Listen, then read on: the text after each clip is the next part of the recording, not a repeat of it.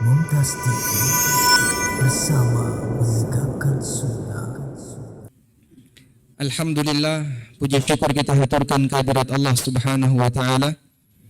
Di kesempatan malam hari ini kita bisa mengikuti kajian untuk sesi yang ketiga dalam kegiatan safari dakwah selama di Garut dan sekitarnya. Semoga Allah Subhanahu wa taala jadikan pertemuan kita sebagai pertemuan yang diberkahi oleh Allah, dan Allah jadikan pertemuan kita pertemuan yang dirahmati oleh Allah Subhanahu wa taala. Dan insya Allah di kesempatan kali ini tema yang akan kita angkat adalah apa tadi? Terjerat utang. Berbicara solusi atau berbicara hukum. Cuman kalau dilihat dari tulisan yang sudah diingatkan oleh takmir di depan masjid, begitu tangga pertama saya injak, tulisannya luruskan niat. Masya Allah. Ini peringatan bagi siapa? Bagi jamaah yang datang, atau bagi yang lainnya, atau bagi siapa? Jamaah yang datang. Maka para jamaah sekalian, Anda luruskan niat. Anda datang ke sini niatnya bukan untuk nyari utang, apalagi niatnya untuk nyari pelunasan utang, tapi niatnya untuk bareng-bareng belajar bagaimana agar kita bisa selamat dari bahaya utang. Yang punya utang tidak perlu angkat tangan, tapi merasa. Bapak Ibu yang dimuliakan Allah Subhanahu wa taala, salah satu di antara motivasi kenapa manusia itu gampang utang, biasanya apa, Pak? Karena mengejar gaya hidup, satu. Terus apa lagi? Karena kepepet.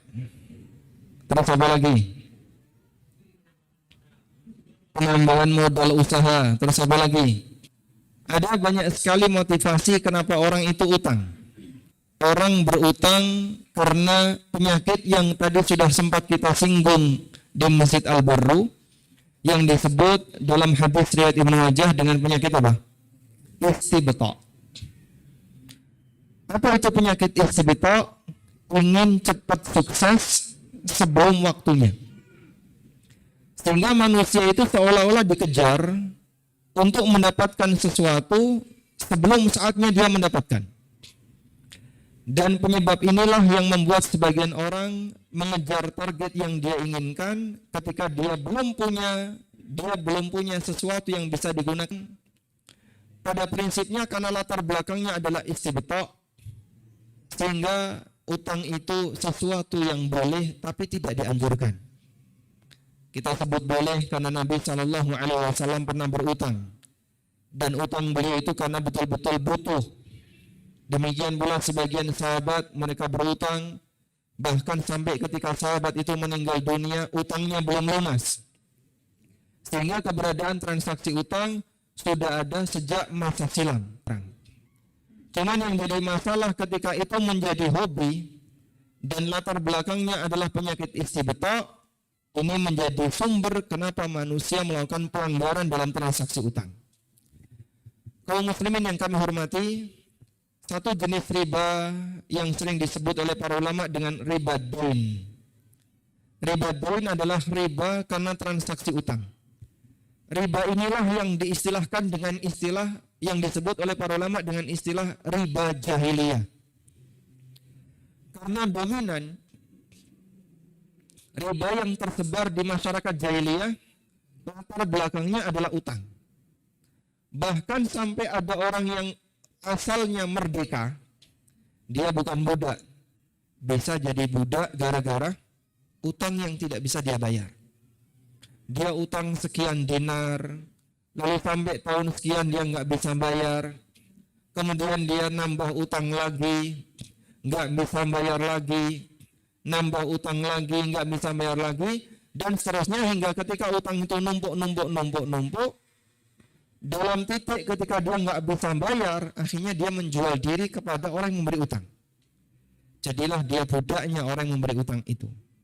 Dan kalau sudah demikian, tidak riyadzubillah, dan prinsip semacam ini agar manusia yang merdeka tetap jadi merdeka.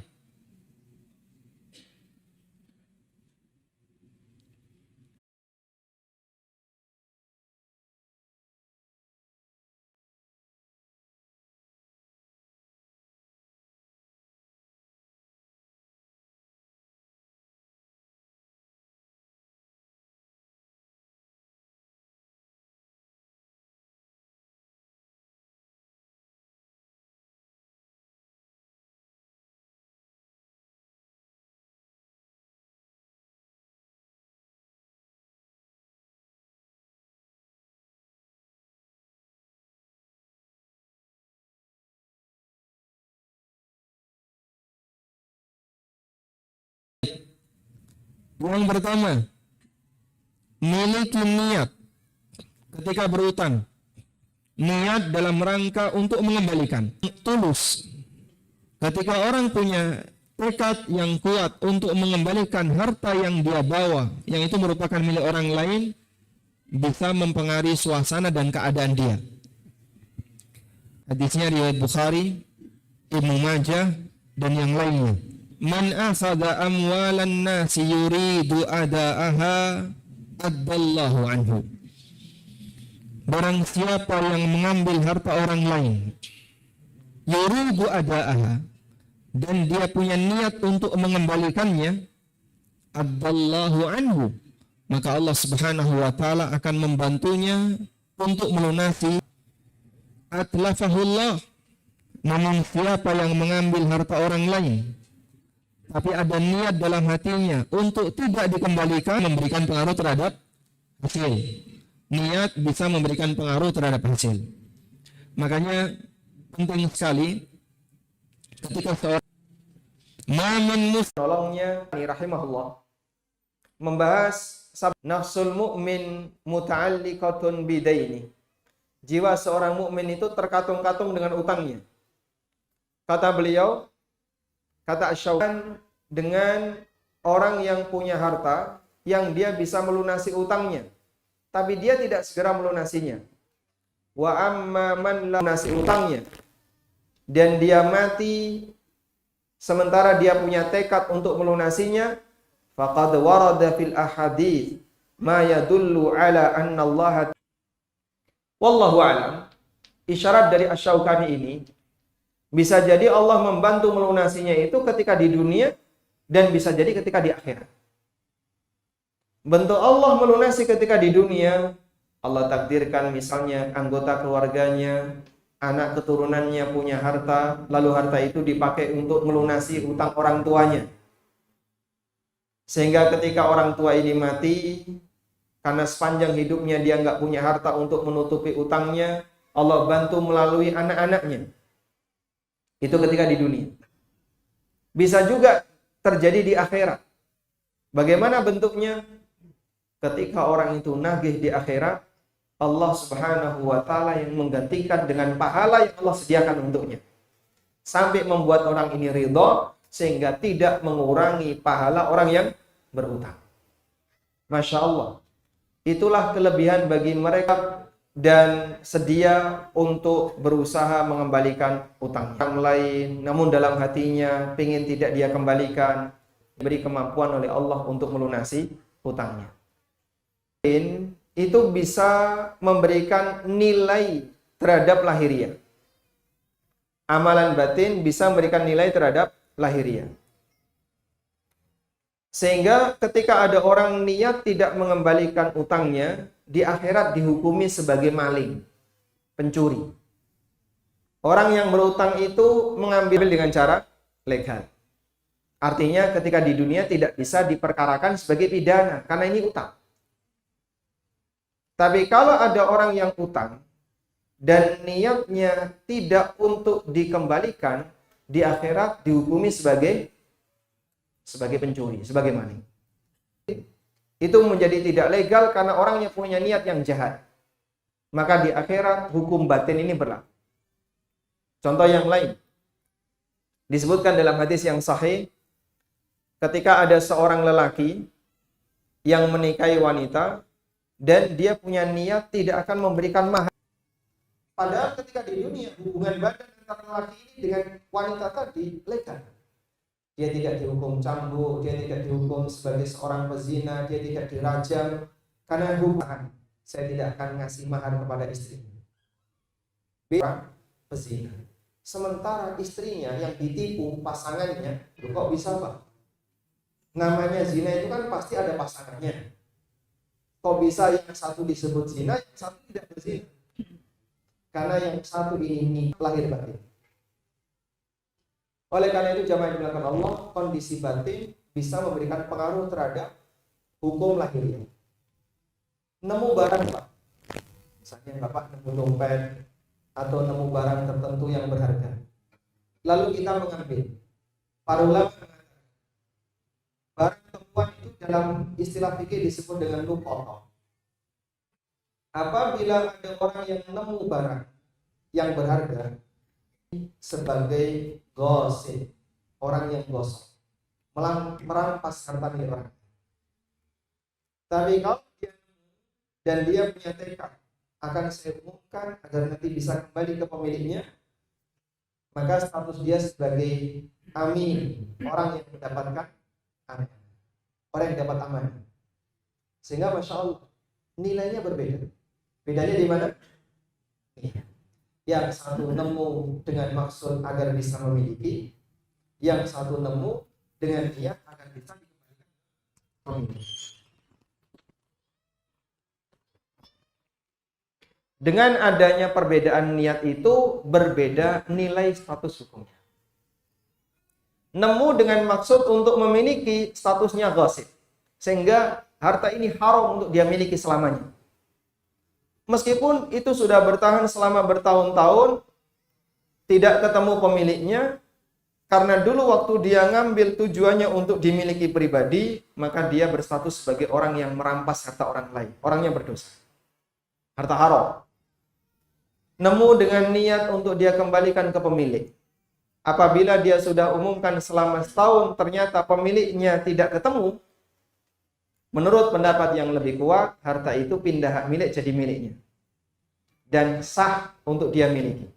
Sehingga status harta itu adalah harta amanah yang kemudian beralih menjadi miliknya karena dia sudah menunaikan amanah mengumumkan harta itu selama satu tahun. Sebagaimana tugas yang diberikan oleh Nabi Sallallahu Alaihi Wasallam.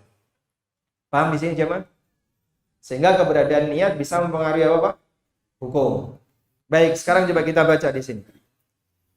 Dalam hadis dari Suhaib Al-Khair. Suhaib Al-Khair. Siapa Suhaib Al-Khair? Suhaib Ar-Rumi. Suhaib bin Sinan Ar-Rumi yang digelari dengan Suhaib Al-Khair. Meriwayatkan dari Nabi sallallahu alaihi wasallam, beliau bersabda, Ayyuma rajulin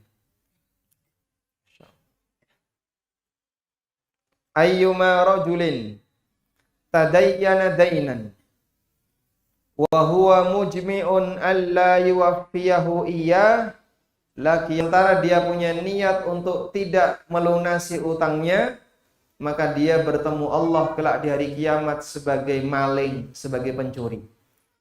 Meskipun ketika di dunia akan hukuman potong tangan, dia tidak dilaporkan sebagai maling, karena uang itu tidak akan dia kembalikan, akan bertemu dengan Allah Subhanahu wa taala kelak di hari kiamat sebagai seorang pencuri. Baik. Dia akan dibangkitkan bersama para maling, bersama para pencuri, dan nanti dia akan mendapatkan balasan sebagaimana balasannya para pencuri. Waliyadzubillah. Nah, ini tips yang pertama. Kemudian yang kedua, dan doa melunasi utang itu cukup banyak. Ada sebuah buku yang saya tulis, judulnya Ada Orang Utang. Barangkali jamaah ada yang punya. Buku itu warnanya kuning. Baik. Saya sebutkan beberapa doa yang sahih dari Nabi SAW maupun dari sahabat berkaitan dengan doa untuk melunasi utang. Di antaranya, doa dari Ali bin Abi Thalib radhiyallahu anhu. Ada seorang budak mukatab mendatangi Ali bin Abi Thalib, dan budak ini minta bantuan agar bisa melunasi cicilannya. Budak mukatab itu kayak gini, Pak. Budak dijanjikan oleh tuannya, kalau kamu bisa bayar dengan senilai sekian, maka kamu merdeka. Bayar senilai sekian itu biasanya dicicil. Budak seperti ini namanya budak mukatab. Transaksinya namanya transaksi kitabah atau transaksi mukatabah. Dan Islam menganjurkan apabila budak itu sudah punya kemampuan untuk bekerja, agar tuannya menjadikan budak itu sebagai budak mukatab, sehingga mereka bisa membebaskan diri. Allah Subhanahu wa taala berfirman, "Fa in alimtumuhu fihim khairan fakatibuhum." Kalau kalian mengetahui pada diri mereka punya harta, fakatibuhum, maka lakukanlah transaksi mukatabah. Beberapa kalimat yang pernah diajarkan Rasulullah sallallahu alaihi wasallam kepadaku. Andaikan engkau memiliki utang sebesar gunung Thabir, Allah akan membantu melunasinya. Kalimat apa itu? Ali mengatakan, bacalah, Allahumma kfini bihalalika an harami, waghnini bifadlika amman siwa. Allahumma kfini bihalalika an harami, waghnini bifadlika amman siwa. Hafal insyaallah, Pak? Jamaah, Pak? Hafal ya? Ada yang sudah hafal, ada yang belum hafal. Yang sudah hafal beritahu kepada yang belum hafal. Biar nyatatnya enggak panjang ya. Allahumma kfini bihalalika an haramika, waghnini bifadlika amman siwaka. Hafal insyaallah. Yang punya utang wajib apa? KPR belum lunas. Doa ini wajib hafal. Hafal insyaallah ya. Baik, nanti silakan cari di internet. Minta tolong kepada ustadz siapa atau temannya untuk nyari di internet doa melunasi utang. Keutamaannya tadi ya, kata Ali bin Abi Thalib, andaikan kamu punya utang sebesar gunung Thabir, niscaya Allah Subhanahu wa taala akan membantumu untuk melunasinya. Masya Allah. Allahumma kfini an haramik, sehingga aku tidak perlu mengambil yang haram. Waghnini bifadlika, dan cukupkanlah aku dengan karuniamu. Amman siwaka, agar aku tidak membutuhkan. Ini doa yang pertama. Doa yang kedua. Doa dari Anas bin Malik radhiyallahu anhu, bahwa Rasulullah sallallahu alaihi wasallam, carikan anak yang bisa membantuku sampai aku tiba di Khaybar. Anas melanjutkan, Abu Talha memboncengkan aku. Saat itu aku baru mendekati usia balik. Aku melayani Nabi sallallahu alaihi wasallam apabila beliau turun dari kendaraannya. Dan aku mendengar beliau sering membaca doa, Allahumma inni a'udzubika minal hammi wal hazan wal ajzi wal kasal wal bukhli wal jubn wa dhala'id daini wa ghalabatir rijal. Ini doa mohon perlindungan kepada Allah untuk penyakit-penyakit yang berpasangan. Yang pertama, memohon kepada Allah agar dilindungi dari al-ham dan al-hazan. Al-ham dan al-hazan, ham itu rasa takut terhadap masa depan. Al-hazan itu sedih memikirkan masa silam. Dan itu pasangan. Pasangan yang kedua, al-ajz wal kasal. Lemah dan malas. Ada orang punya semangat tapi dia lemah sehingga tidak bisa melaksanakan. Dan ada orang yang punya kemampuan tapi dia malas sehingga nggak jadi melaksanakan. Ada orang yang mau tapi tidak mampu, ada yang mampu tapi tidak mau. Untuk melawan itu kita mohon perlindungan kepada Allah. Wa a'udzubika minal ajzi wal kasal. Dan aku berlindung kepadamu ya Allah dari kondisi lemah dan kondisi malas. Pasangan berikutnya, bakhil dan pengecut. Bakhil itu pelit terhadap harta. Pengecut itu pelit terhadap jiwa. Dan jihad itu harta dan jiwa. Wajahidu bi amwalikum wa anfusikum. Berjihadlah dengan menggunakan harta dan jiwa kalian. Orang yang bakhil, dia nggak mau keluar harta. Orang yang pengecut terlalu takut terhadap keselamatan dirinya. Sehingga kadang dia nggak berani melakukan aktivitas apa karena takut nanti kecelakaan. Bapak kenapa nggak ke masjid? Takut mas, nanti kalau ke masjid saya kecelakaan gimana? Memang rumah bapak ada resiko, sehingga tidak perlu orang terlalu takut terhadap keselamatan dirinya, sampai kadang meninggalkan kewajiban yang harus dia tunaikan. Ada sebagian orang yang dia nggak mau haji, nggak mau umroh, karena takut dengan keselamatan dirinya. Nanti kalau di sana saya ketularan penyakit, gimana? Terus pulang nanti saya sakit terus mati. Bapak ke pasar juga bisa ketularan penyakit. Ini penyakit terlalu pengecut, bukhlu al-hali, dan bakhil yang halu. Bakhil yang halu itu ketika punya sesuatu dia sembunyikan, tapi giliran ketika dia dapat musibah cerita kemana-mana. Itu gaya bakhil yang halu. Tayyib. Pasangan yang keempat, wa dhala'id dain, terjerat utang, wa ghalabatir rijal, dan ditekan oleh orang lain.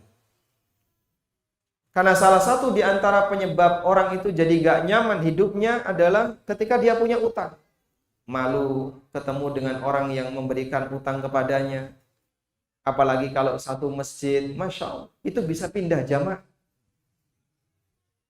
Bahkan kadang bisa pindah alamat gara-gara khawatir sebab dia bertetangga dengan orang yang menghutangi dirinya. Apalagi kalau yang memberi utang ini orangnya agak galak, sehingga dia bisa memberikan tekanan yang lebih kepada orang yang berutang. Maka kita berlindung kepada Allah dari hal ini. Wa a'udzubika min dhala'id dain wa ghalabatir rijal.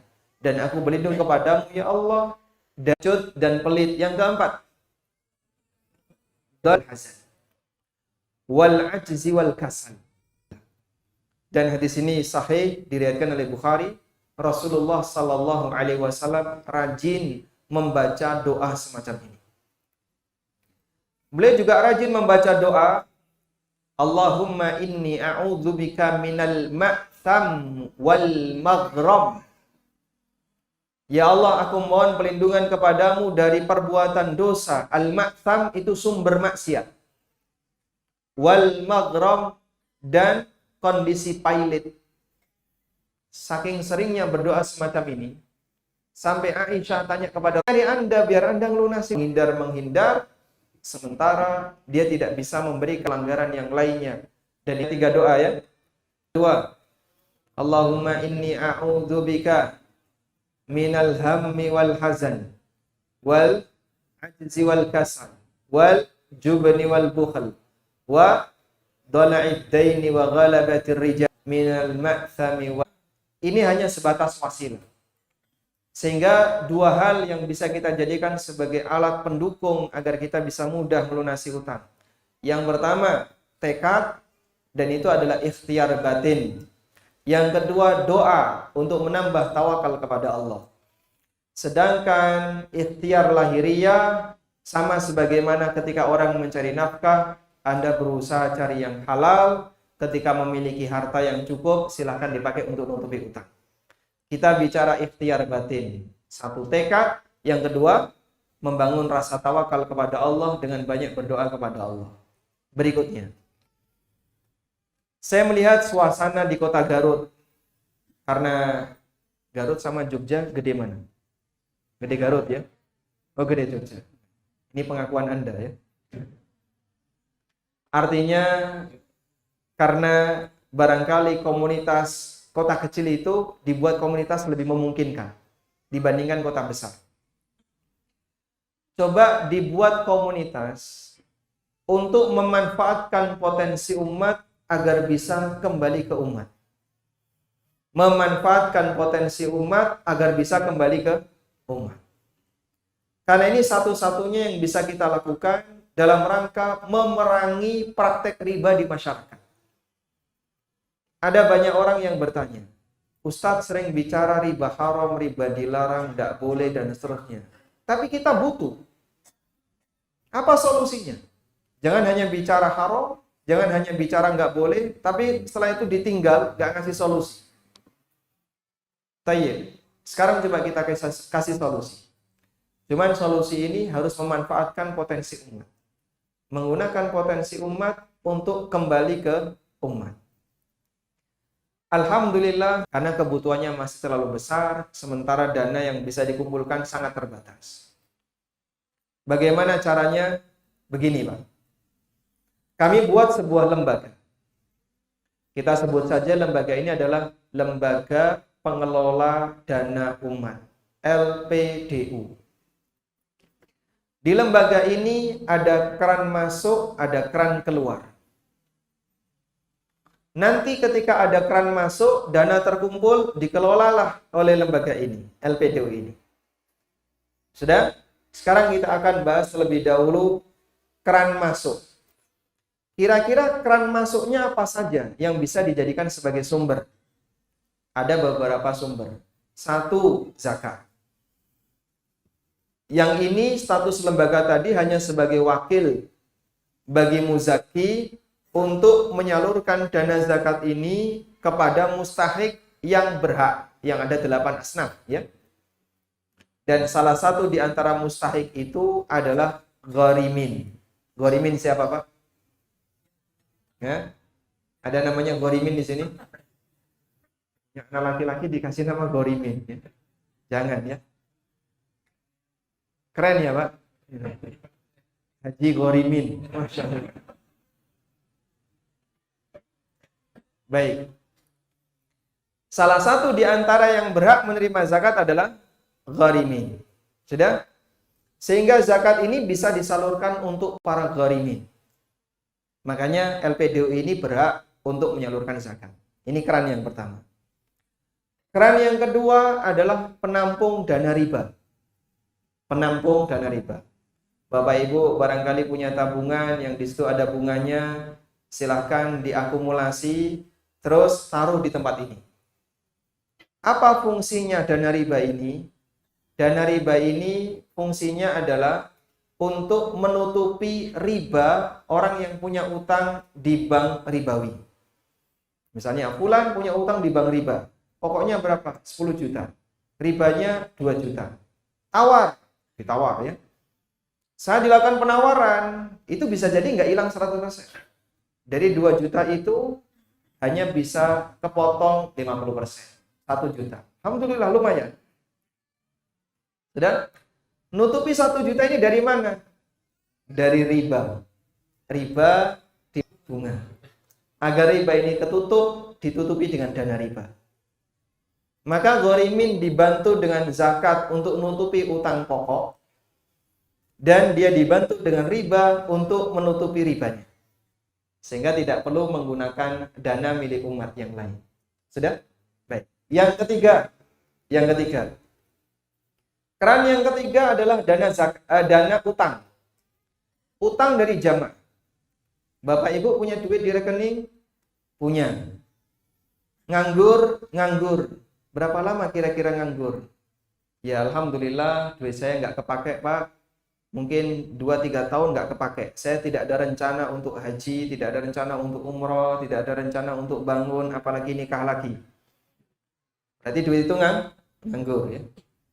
Baik, duit Bapak nganggur di bank. Silahkan Bapak taruh di LPDU. Sama-sama nganggur. Kan Anda nggak pakai, ya. Kalau duit Bapak ditaruh di bank, duit itu akan dimanfaatkan oleh bank. Dan duit Bapak ketika ditaruh di LPDU juga akan dimanfaatkan oleh LPDU. Cuman fungsinya beda. LPDU ini nanti akan menggunakan dana itu untuk memberi utang kaum muslimin yang membutuhkan tanpa riba.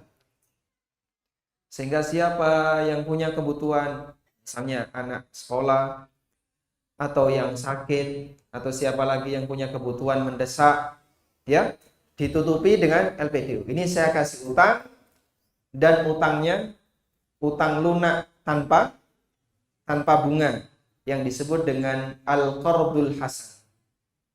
Baik, apa ada Pak yang mau kayak gitu? Tiba-tiba mindahkan duit dari rekening pribadi ke rekening LPDU. Alhamdulillah di tempat kami ada yang bersedia. Itu adalah masalah kepercayaan. Kalau ada yang bersedia menjamin, misalnya Ustadz Iwan sebagai penjamin, Masya Allah. Cuma nanti kalau nggak mampu bayar, ditalangi oleh Ustadz yang lain. lembaga ini bisa menerbitkan surat utang. Surat utang, telah terima utang senilai sekian dari si A, dari mulai tanggal sekian dan nanti akan dilunasi tanggal sekian, sudah? Dan di situ ada tanda tangan ketua LPDU, penjamin Ustadz Fulan. Tanda tangan, sudah? Surat utang ini dibawa. Di tempat kami, ketika mereka ngasih utang, kita kasih syarat. Minimal 2 tahun. Kalau kurang dari 2 tahun, kami tidak bisa memanfaatkan dana itu. Pak, tapi kami pinginnya cuma 1 bulan. Ya mohon maaf Pak, nggak usah ditaruh di tempat kami ya. Apalagi sekarang naruh, besok diambil.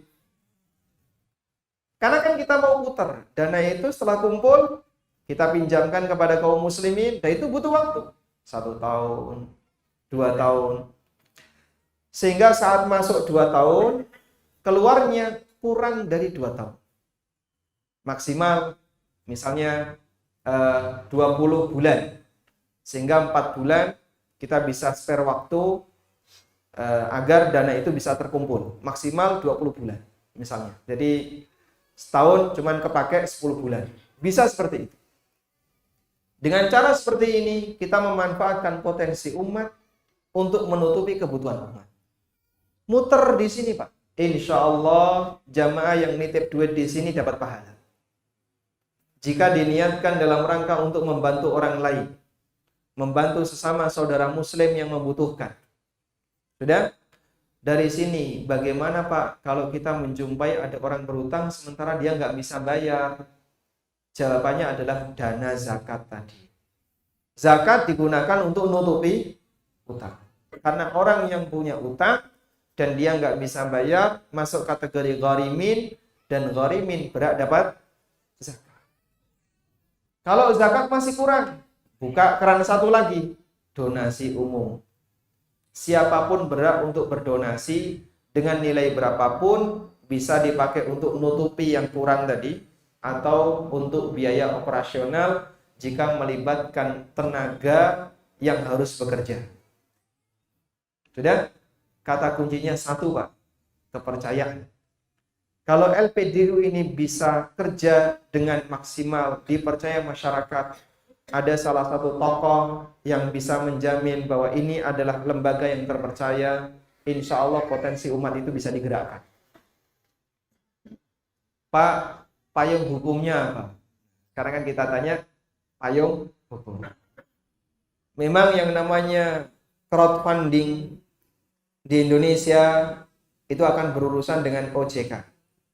Sehingga kalau sampai ada penarikan dana dari masyarakat, kan tadi kan ada surat utang tadi ya, itu kan sudah berurusan dengan crowdfunding. Kalau sudah melibatkan crowdfunding, maka berurusan dengan OJK. Kalau sudah berurusan seperti ini mungkin agak repot. Kita butuh izin yang panjang. Maka Anda bisa menggunakan payung hukum berupa koperasi. Dan salah satu usaha koperasi yang diizinkan adalah koperasi SP, simpan pinjam.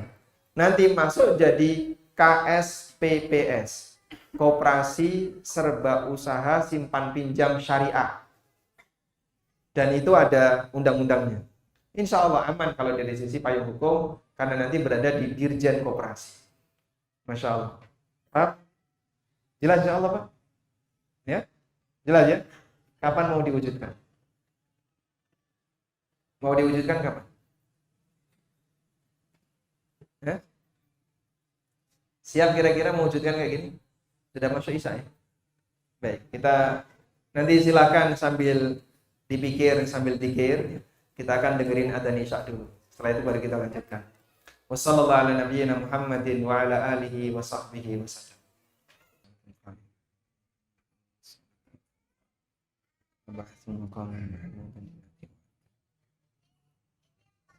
Alhamdulillah wassalatu wassalamu ala Rasulillah wa ala alihi wa sahbihi wa mawalah wa asyhadu an la ilaha illallah wahdahu la syarika lah wa asyhadu anna Muhammadan abduhu wa rasul.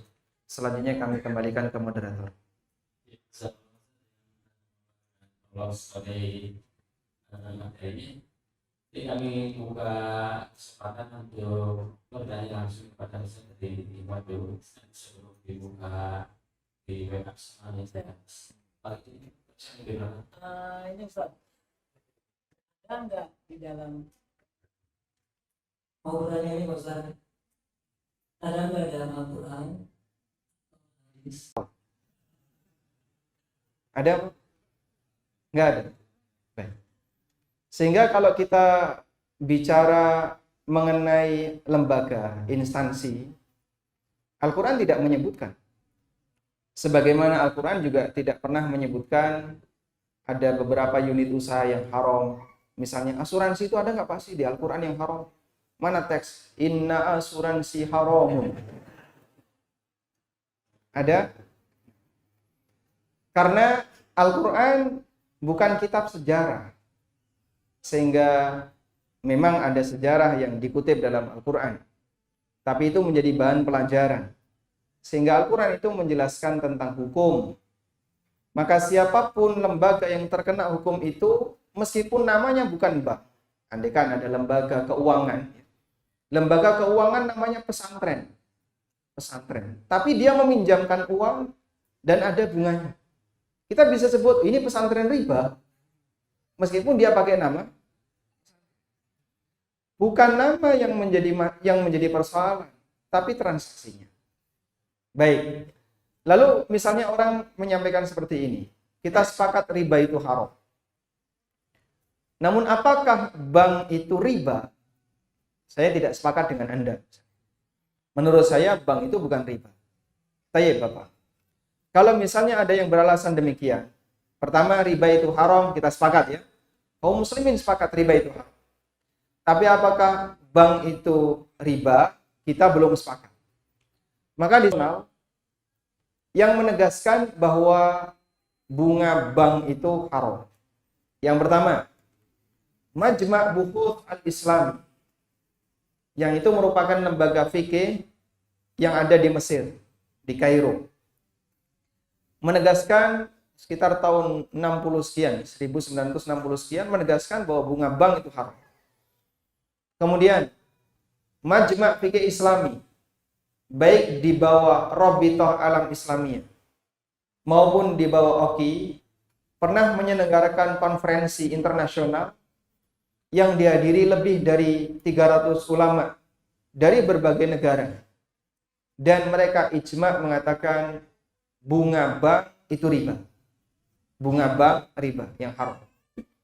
Demikian pula fatwa yang disampaikan oleh Lajnah Daimah, majelis ulama yang ada di Saudi, bahwa bunga bank itu riba. Sehingga bunga bank dinyatakan riba oleh mereka para ulama yang menyaksikan kehadiran bank di tengah kaum muslimin. Itulah yang kemudian kita jadikan sebagai referensi. Kalau kemudian sekian ratus ulama mereka membuat sebuah konsensus bahwa bunga bank adalah riba, lalu kita mengatakan, oh itu tidak riba, berarti kan kita mengambil sebuah pendapat yang bertabrakan dengan pernyataan para ulama.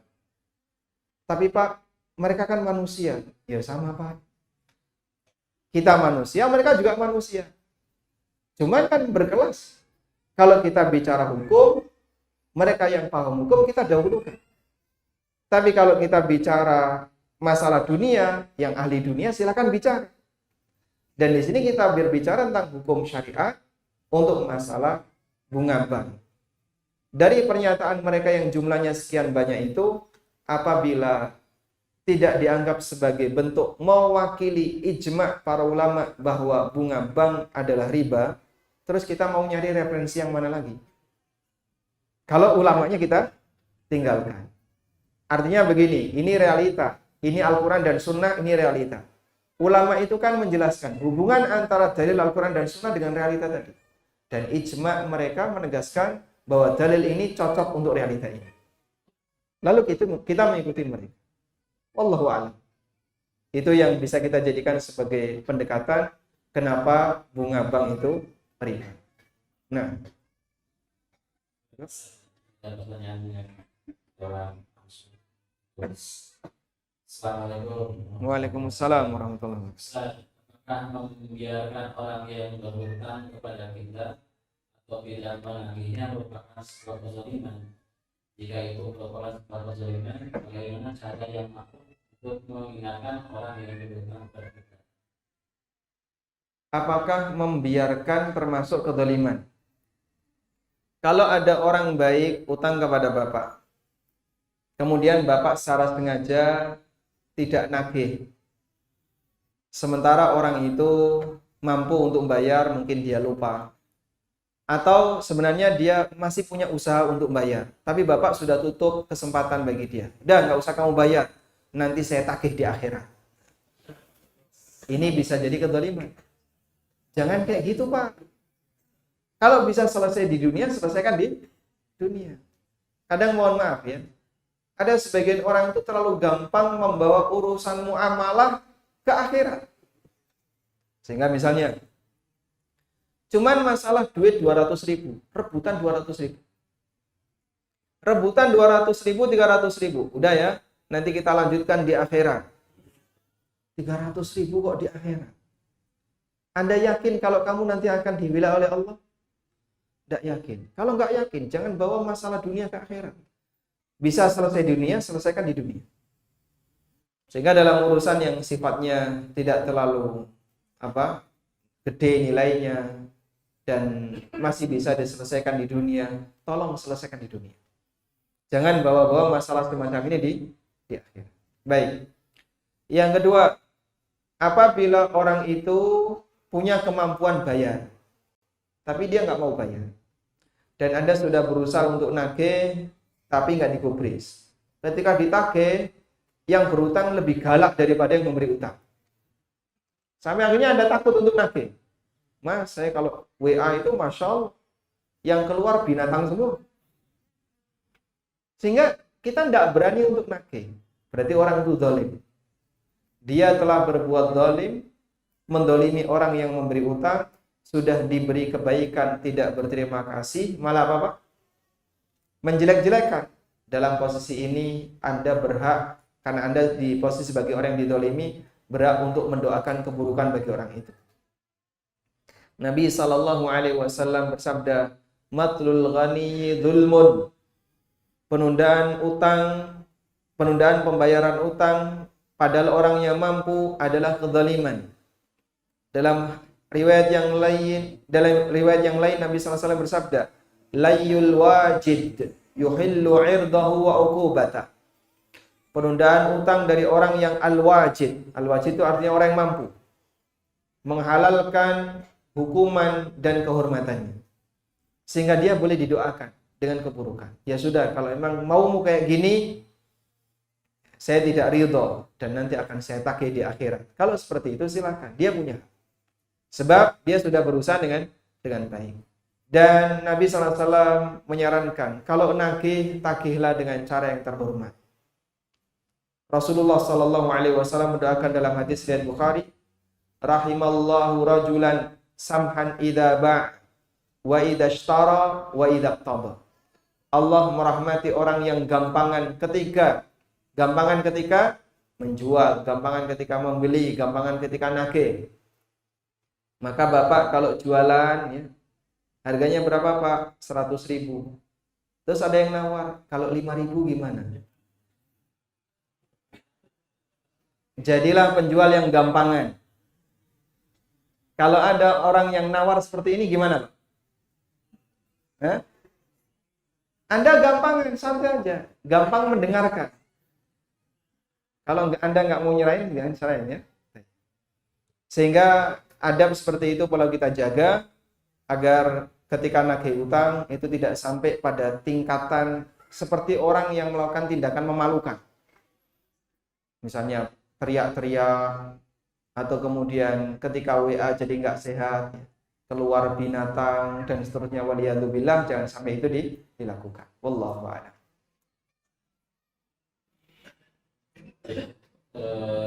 Itu mungkin cara untuk mengingatkan kepada orang yang punya utang, tetap harus menjaga muruahnya miskin. Masya Allah. Tidak itu saya langsung ke pertanyaannya, bagaimana hukumnya bekerja di bank syariah di bagian marketing haji yang dimana tugasnya mencari nasabah untuk daftar haji. Mencari nasabah untuk daftar haji ini amal soleh. Ngajak orang untuk haji kan amal soleh, Pak. Mari jamaah kita haji, itu amal soleh nggak, Pak? Sama sebagaimana orang ngajak, ayo pada sholat, ayo puasa, ayo apa lagi, baca Quran. Ngajak orang untuk beribadah, amal sholat atau tidak? Amal sholat. Cuman biasanya niatnya bukan untuk itu. Makanya kita tidak sebut travel umroh itu berdakwah ngajak orang untuk umroh. Tapi yang ada adalah jualan paket umroh. Sama atau beda kira-kira, Pak? Beda ya? Sehingga Pak katanya ngajak orang untuk beribadah itu kan dakwah. Berarti boleh dong kita berdakwah di masjid. Silakan. Apa hukumnya saya ngajak orang untuk umroh di masjid? Hukumnya apa, Pak? Ngajak orang untuk umroh di masjid boleh nggak, Pak? Tergantung yang ngajak. Kalau yang ngajak ustadz dan dai, insya Allah boleh. Karena beliau tidak punya kepentingan komersil di balik itu. Jamaah sekalian, saya sebutkan ya, fadilah umroh apa saja? 1, 2, 3. Inilah keutamaan dan fadilah umroh. Maka bagi para jamaah yang punya kelonggaran rizki, silahkan untuk berangkat umroh. Insya Allah Allah ganti dengan yang lebih baik. Kalimat itu komersil atau tidak? Ada? Tidak ada. Kalau seperti ini yang Anda sampaikan, Anda naik mimbar khutbah Jumat kayak gitu silahkan. Tapi kemudian di khutbah yang kedua dia tambahin. Dan bagi siapa yang mau berangkat umroh, saya punya travel. Namanya ini. Wah. Kira-kira gimana itu? Hah? Ada khotib berkhutbah nyampein kayak gitu. Saya yakin langsung dilengsarkan. Tidak boleh. Seperti itu dilakukan di masjid. Makanya kalau ada orang tanya, nempel brosur umroh di mading masjid itu boleh nggak? Boleh nggak? Hah? Boleh atau tidak? Kalau isinya ajakan umroh tanpa nyebut harga, tanpa nyebut paket, silakan. Itu sama seperti yang pertama tadi.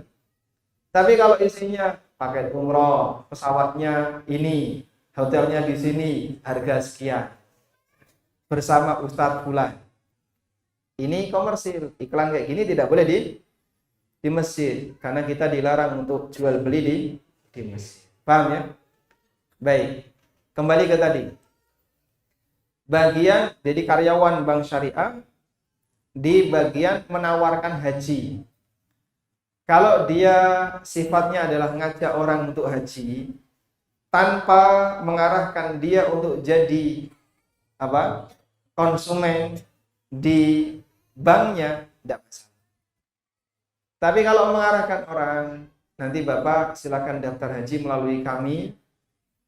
Nah, ini ada unsur komersil. Boleh atau tidak? Boleh, tapi tidak ada transaksi riba. Contoh transaksi riba gimana? Saya mensinyalir bisa jadi itu diarahkan untuk talangan haji. Nah, kalau sudah bicara talangan haji, coba kita lihat zoom akadnya lebih dekat. Dalam talangan haji melibatkan 3 akad dalam satu akad.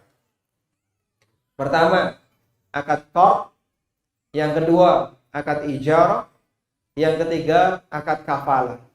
Qard, ijarah, kafalah.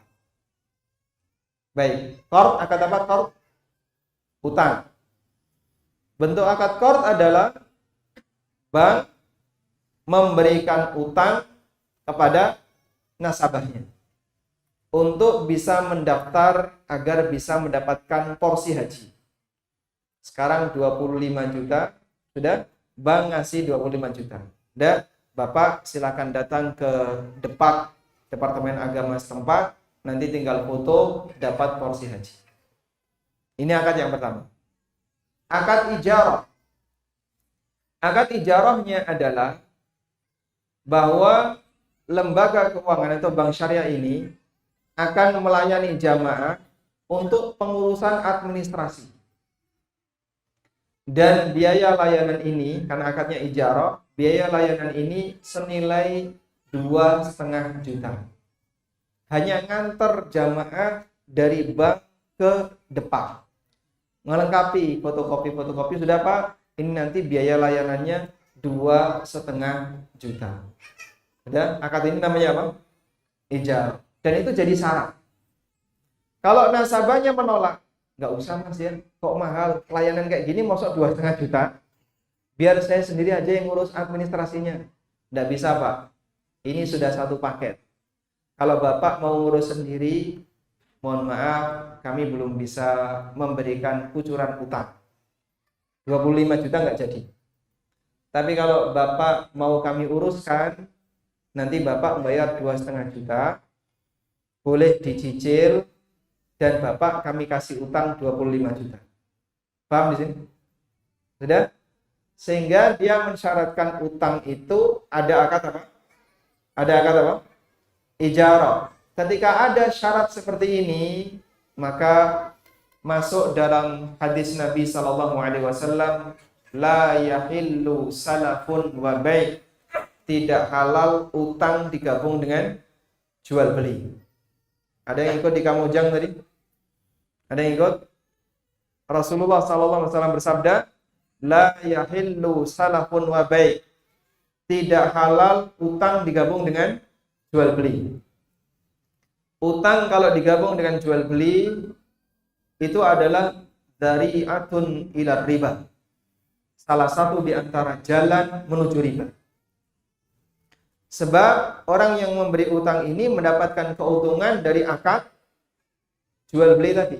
Dan ijarah itu bentuknya jual beli jasa. Ijarah bentuknya apa Pak? Jual beli jasa. Makanya bank mensyaratkan apa benefit yang didapatkan oleh bank. Kalau dia sudah memberikan utang 25 juta, kalau tidak ada keuntungan, sayang. Bank dapat untung dari mana? Nah, dapat untungnya dari ijarahnya tadi. Makanya kenapa nilainya 2,5 juta, itu adalah 10% dari nilai utang. Sehingga sebenarnya 25 juta itu kena margin 10% oleh bank syariah, dikemas dengan nama ijarah. Mahfum? Baik. Satu lagi, kafalah. Akad kafalah, gimana Mas? Kepanjangan? Enggak apa-apa. Lanjut ya. Akad kafalah itu penjaminan. Apa yang dijamin? Yang dijamin adalah orang ini kalau sudah datang waktunya, lalu dia dipanggil untuk melengkapi kekurangan. 25 ketika berangkat jadi berapa Pak? 40 atau 30 sekian. Sekarang katanya 50. Informasi yang saya dapat, biaya haji untuk tahun ini 50 sekian juta. Untuk saat ini ya. Jadi yang bayar 25 kemarin nanti harus nambahi kekurangan jadi 50 sekian juta. Jika nasabah tidak bisa bayar, maka bank mengkafil. Bank menjadi kafil. Kafil itu artinya penanggung. Dia tutupi kekurangan itu dan nanti ada biaya tambahan, biaya kafalah. Senilai apa yang dikucurkan oleh bank, 10%. Sehingga kalau yang diturunkan 25 juta, maka nanti tambah 2,5 juta lagi. Ini sebenarnya adalah kemasan akad utang yang ada tambahan margin 10%, tapi dengan aneka istilah dibungkus dengan akad-akad yang tadi kita sebutkan. Sebenarnya ada masalah yang lebih besar lagi. Apa Pak masalah yang lebih besar lagi daripada itu? Hadirnya program talangan haji menyebabkan orang yang belum punya kemampuan ikut daftar. Padahal haji itu dinyatakan oleh Allah dalam Al-Quran, man istata'a ilaihi sabil. Bagi siapa yang sudah punya kemampuan untuk berangkat. Akhirnya yang nggak mampu-mampu ini turun ngantri. Panjang sekali. Saat yang ngantri ini orang yang nggak mampu karena melalui proses utang tadi, ada orang yang mampu mau daftar tertahan. Petani, dia sudah berusia 60 tahun, pengen haji karena merasa ini kan rukun Islam. Jual tanah. Setelah dia jual tanah, langsung dipakai daftar haji. Begitu daftar, Pak, Bapak, insya Allah panggilan hajinya kurang lebih 20 tahun lagi. Loh, saya kan sudah mampu, Pak. Saya sudah jual tanah loh, Pak, ini, Pak. Udah, saya udah habis-habisan ini. Sudah nggak punya lagi tempat untuk mencari sumber pendapatan. Saya berharap setelah haji, wallahu alam nanti bagaimana cara saya nyari harta. Tapi mohon maaf, Pak, sistem kami seperti ini. Sehingga sistem ini kan seolah-olah menyebabkan orang yang mampu jadi terhalangi untuk apa? Segera berangkat. Disebabkan kehadiran orang yang tidak mampu tadi. Dan alhamdulillah program ini sudah ditutup lama. Meskipun kecolongan di kanan kiri. Ada sebagian orang yang masih membuka program seperti ini. Nah, kita berharap semoga nanti bisa ada jalan keluar yang baik. Tapi Masya Allah ya, kemampuan ekonomi kaum muslimin luar biasa. Kemarin Haji Furoda yang visanya nggak keluar berapa, Pak? 7.600 pendaftar Haji Furoda visanya nggak keluar. Fajar Haji Furoda harganya berapa? 300-an juta ya. Coba kalikan. 300 juta kali 7.000. Ya. Berapa triliun? Itulah ekonomi kaum muslimin. Apa kalau itu bukan potensi umat? Cuman ini tidak ada yang kemudian bisa memaksimalkan dengan baik. Sehingga umat masih bergantung kepada yang lain. Padahal potensi umat Islam itu Masya Allah luar biasa. Kalau kita bicara uang recehan umat saja ya, uang recehan, Pak. Sekarang kan ada banyak sekali dompet virtual. Ada PayPay itu, Pak ya. Dari sekian banyak Pay itu, dia akan nyedot dana umat, dana masyarakat. Andaikan pengguna satu Pay saja, pengguna satu dompet virtual itu, anggaplah misalnya 2 juta dari penduduk Jakarta. Dan masing-masing top up 100.000 per hari. Masing-masing top up 100.000 per hari. Coba dihitung, Pak. 100.000 kali 2 juta sehari. Dapat berapa? 100.000 kali 2 juta. Berapa? Berapa? Ngitungnya keliru kayaknya. 200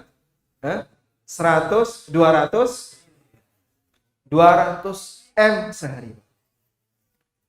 Masjid mana yang ketika membuka donasi bisa dapat 200 M sehari? Ada, Pak? Anda renovasi masjid, butuh dana 1 M itu megap-megap. Ngumpulin dana itu susah sekali.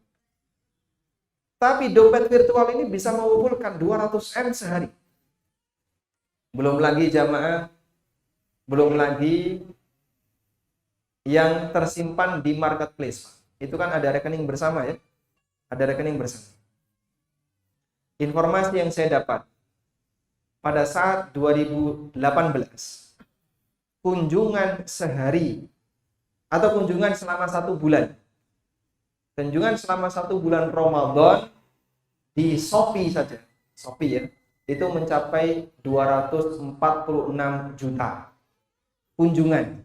Kunjungan itu ya orang buka Shopee ya cuman scroll ya.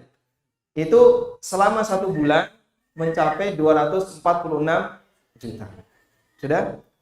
Coba andaikan yang belanja, yang berkunjung banyak, yang belanja 10% saja. Berarti berapa itu? 24,6 juta sebulan. Di bulan Ramadan tok bagi 30. Berarti kurang lebih ada 0,8 juta. 800.000 belanja 1 hari Ramadan. Sudah? Kira-kira yang belanja di bulan Ramadan itu agamanya Konghucu, Katolik, Buddha atau Hindu? Yang mana? Duit itu anggaplah belanja minimal 100.000. 100.000 ngendap di rekening bersama kan minimal 3 hari ya, sampai barang datang. Miliaran terkumpul, Pak. Bahkan triliunan. Dan itulah potensi umat. Masya Allah. Jadi kalau kayak gini kok membuat LPDU tadi susah, berarti memang kita tidak ada penggeraknya. Dan kita butuh ya untuk memaksimalkan potensi dana umat semacam ini agar bisa membantu umat. Wallahu a'lam. Saya kira untuk pertanyaan-pertanyaan yang lain perlu nggak? Iya. Jadi pertanyaan yang lain nanti silahkan dikumpulin ya. Nanti disalurkan ke Ustadz Iwan. Semoga di lain waktu kita bisa hadir kembali di Garut. 2 bulan lagi. Ya? 2 bulan lagi. 2 tahun lagi. Mau kapan? 2 bulan lagi. Terakhir. Gimana Mas? Mau curhat masalah Mas? Teknis.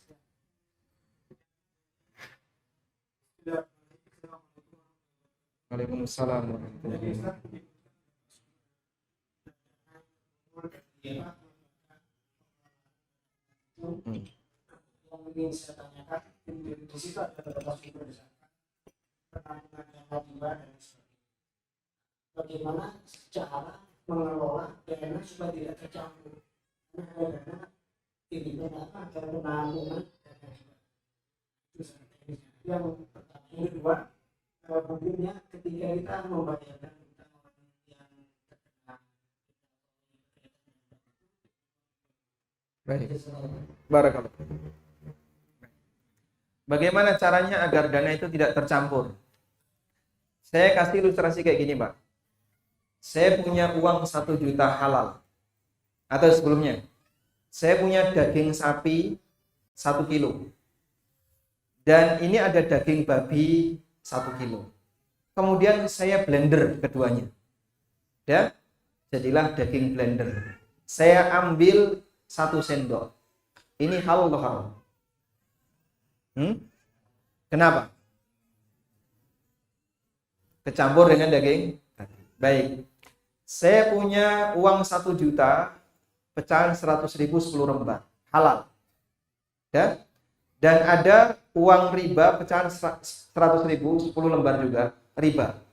Jadi total berinya berapa? 20 lembar. Kemudian saya blender sempurna. Ya?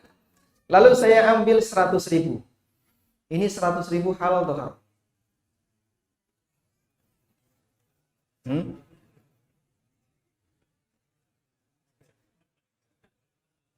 Halal atau haram? Halal.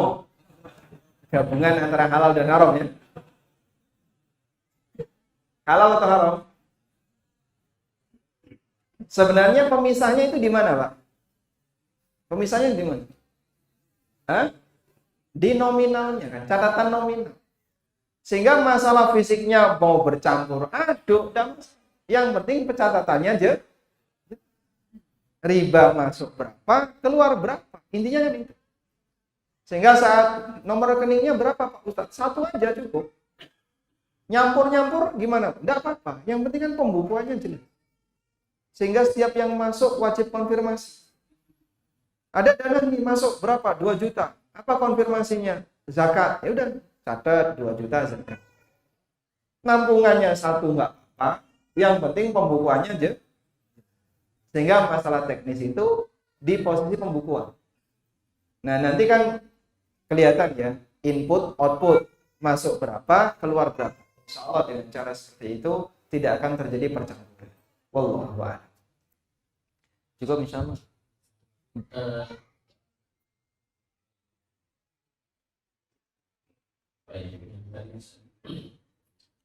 Assalamualaikum warahmatullahi wabarakatuh. Waalaikumsalam warahmatullahi Bagaimana apa yang telah disampaikan oleh Pak Ustaz sekali urusan riba dalam kehidupan sehari-hari. Mohon pencerahan dari Ustaz. Nanti kalau seseorang masih memiliki utang riba dan menjalankan riba, apakah akan diterima jika seseorang tersebut menjalankan ibadah umroh dan swasta? menjalankan ibadah umroh. ke tanah suci. Dia punya cicilan riba. Umrohnya riba nggak? Dia mungkin ribanya di KPR ya. Kalau umrohnya bukan riba, hasil kerja yang dia kumpulin lalu dipakai umroh. Apakah masih diterima umrohnya? Baik, sebenarnya ini dua kasus yang berbeda. Bapak berbuat dosa di sebelah kanan atau di sebelah kiri, sedangkan bapak beribadah di sebelah kanan. Maka dalam posisi ini dosa adalah dosa dan ibadah adalah ibadah. Dan kita berbuat dosa setiap saat, di saat yang sama kita juga beribadah kepada Allah Subhanahu wa taala. Apakah kemudian disebabkan karena dosa itu ibadah kita menjadi tidak diterima? Jawabannya insya Allah diterima. Karena ini dua hal yang berbeda. Bahkan salah satu di antara yang menghapuskan dosa adalah ibadah. Cuman yang jadi masalah, dosa ketika berulang itu harus segera dihentikan. Kapan Pak terhitung berulang? Ketika dosa itu dilakukan secara rutin. Orang yang punya cicilan ribawi, setiap bulan dia bayar cicilan. Cicilan itu rumusnya gimana ya? Cicilan sama dengan pokok plus pecicilan. Pokok plus apa? Nah, bunganya ini apa ini? Bulan ini bayar bunga. Bulan depan bayar lagi ya. Bulan depan terus sampai kapan ini? Sampai lunas Pak Ustaz. Berapa tahun? Ada yang 5 tahun, ada yang 10 tahun, ada yang 15 tahun. Masya Allah. Lah kalau di perjalanan ini kita meninggal dunia, dalam posisi maksiat itu belum putus, itulah yang kita khawatirkan. Makanya solusinya lebih cepat ditutupi itu. Biar sudah berhenti, bulan ini bayar bunga, besok sudah nggak lagi, udah ini diselesaikan sekarang. Tapi Pak Ustadz, saya tidak punya amunisi untuk bayar. Duit saya kalau dipakai nutupi itu nggak cukup. Kalau dana umat tadi bisa dimaksimalkan dan bisa untuk itu Pak, Masya Allah. Bapak punya utang berapa? Ini utang saya 1M. Bunganya 300 juta. Tawar dulu. Alhamdulillah bisa nawar jadi 200 juta. Tawar lagi jadi 100 juta. Dana umat adanya 1 triliun. Untuk nutupi 1M kan 100.000-nya. Tutup. Andaikan dana umat 1 triliun. Kita tunggu sampai kapan kira-kira? Secepatnya. Kalau ada tambang emas di bawah rumah kita mungkin bisa. Masya Allah. Kalaupun harapan besar barangkali kita tidak sanggup untuk mewujudkannya, mulailah dari yang sederhana, yang kecil-kecil dulu. Kalau itu bisa diwujudkan dan Allah memberkahi, bisa jadi akan berbuah yang besar. Wallahu a'lam. Cukup insyaallah. Alhamdulillah. Saya untuk lebih berkahnya apabila melihat ini. Kita memohon kepada Allah, semoga Allah menurunkan keberkahan dalam setiap usaha halal yang kita lakukan, dalam mencari nafkah untuk keluarga maupun untuk masyarakat dan memberikan manfaat bagi masyarakat. Allahumma kfina bihalalika an harami waghnina bifadlika amman siwa. Allahumma inna nas'alukal huda wat tuqa wal afafa wal ghina. Allahumma anfa'na bima 'allamtana wa 'allimna ma yanfa'una warzuqna ilma. Wa sallallahu ala nabiyyina Muhammadin wa ala alihi wa sahbihi wa sallam. Wa akhiru da'wana alhamdulillahi rabbil alamin. Wassalamu alaikum warahmatullahi wabarakatuh.